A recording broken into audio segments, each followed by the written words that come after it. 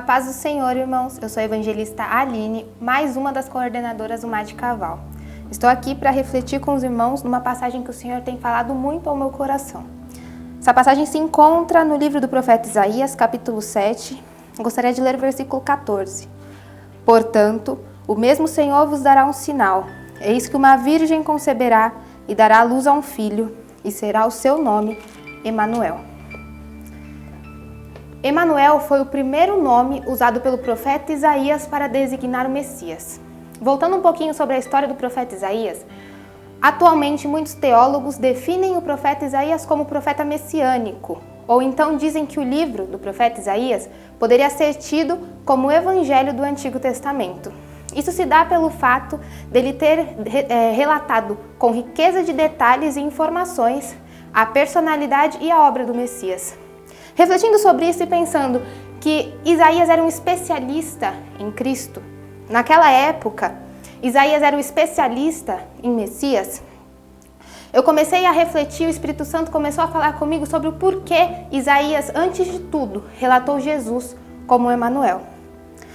Quando nós vamos para o capítulo 9 do livro de Isaías, nós vemos, capítulo 9, versículo 6, porque um menino nos nasceu, um filho se nos deu, e o principado está sobre os seus ombros, e o seu nome será Maravilhoso, Conselheiro, Deus Forte, Pai da Eternidade e Príncipe da Paz.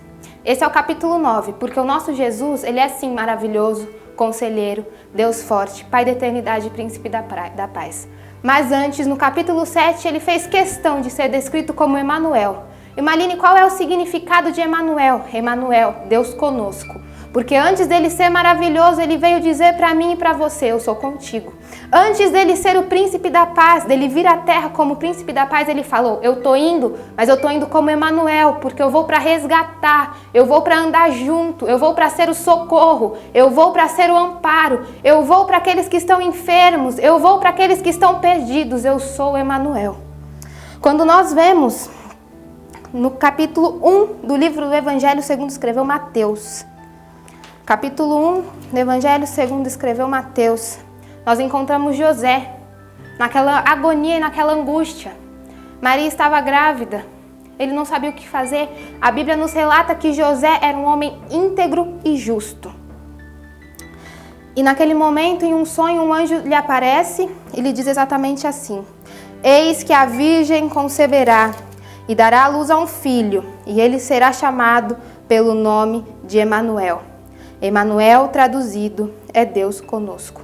E José, despertando do sonho, fez como o anjo do Senhor lhe ordenara e recebeu a sua mulher.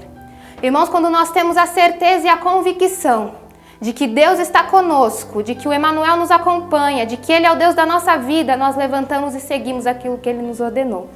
Jesus, ele veio à terra como um menino, nasceu de uma virgem, cresceu e viveu como um homem qualquer. Aos 30 anos iniciou o seu ministério, padeceu, morreu morte de cruz, mas ressuscitou ao terceiro dia para mim e para você, para que nós pudéssemos ser alcançados pelo seu amor, para que nós pudéssemos ser alcançados por esse amor que veio, antes de tudo, como Emanuel. Quando nós vamos no capítulo 28 do Evangelho de Mateus, no capítulo 1 ele era Emanuel lá para José. No capítulo 28, versículo 20, Jesus ressuscitou, se reuniu com os seus discípulos na Galileia e ali estava passando instrução para esses que a partir daquele momento seriam responsáveis por continuar a obra aqui na terra. Seriam responsáveis por continuar com a igreja aqui na terra. E ele diz assim no último capítulo do Evangelho segundo escreveu Mateus: ensinando-as a guardar todas as coisas que eu vos tenho mandado. Eis que estou convosco todos os dias até a consumação dos séculos. Eis que estou convosco. Emanuel, Deus conosco.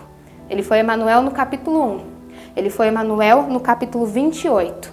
E eu queria dizer que no primeiro capítulo era Deus conosco. No último capítulo era Deus conosco. Mas no decorrer da história, no decorrer da vida, continuou sendo Emanuel. O Emanuel que acalma a tempestade. Também é o Emanuel que faz andar por cima das águas se for necessário.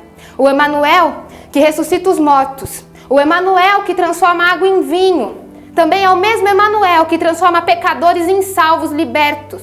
O Emanuel que veio como homem, viveu e padeceu, morreu em uma cruz e ressuscitou para nos dar salvação. É o mesmo Emanuel que vai voltar para nos buscar, porque foi isso que ele nos prometeu, e é com essa fé e essa esperança que nós seguimos.